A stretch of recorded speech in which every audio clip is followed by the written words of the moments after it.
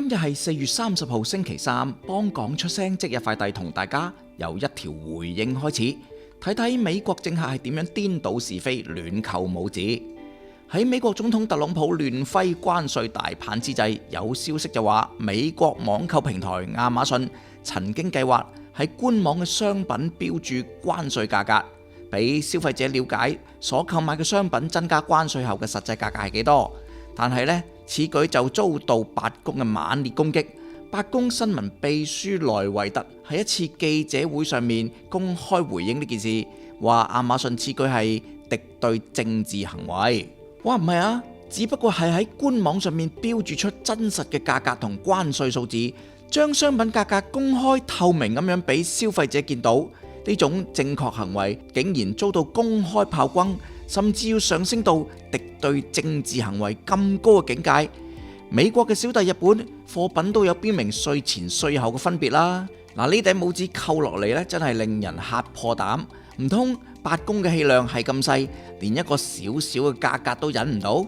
之後亞馬遜發出聲明，宣布嗰個計劃徹底取消。嗱，先唔講亞馬遜標注關稅價格嘅行為係有意定係無心，呢種利於消費者但係俾白宮倒打一耙嘅情況，證明咗白宮清楚知道標注咗過高關稅成本嘅商品價格係冇人願意買嘅。佢哋係怕被人民清楚睇到加關稅之後自己要額外承擔幾多錢。關稅俾美國民眾帶來嘅只有痛苦冇利益，但係呢，白宮唔允許人哋揭自己瘡疤。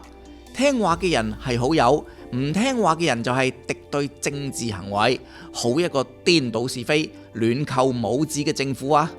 冇幾耐之前，一位美國企業家喺網上面做咗一個實驗，兩件同款嘅商品，一件標注嘅係中國製造嘅售價，另一件係標注美國製造，價格幾乎翻倍嘅售價，俾消費者自行選擇會買邊一件。經過多次重複測試，企業家得到嘅結果都係同一個：美國製造，零人購買。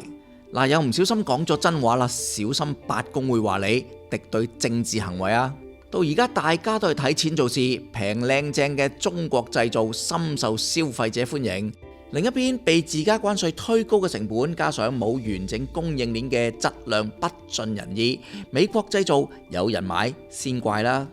亞馬遜等美企唔小心揭瘡疤嘅行為，反映咗製造業回流美國嘅發夢，以及關稅成本令美國人自己承擔嘅噩夢。美國人等住嘅唔係工作，係荷包縮水。